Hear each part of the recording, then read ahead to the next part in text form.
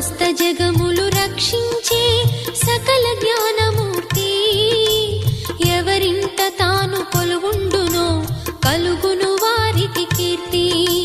సకల సంపదల మూలము సుమనోహరి లక్ష్మి, శ్రీ చక్రవాసిని మాత శ్రీ విష్ణు ధర్మ పత్ని.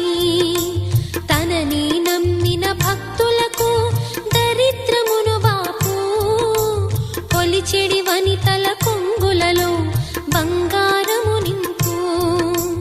అష్టలక్ష్ముల రూపున అవతారం దాల్చినది, కష్టములను తొలగించగా భూమిలో వెలసినది.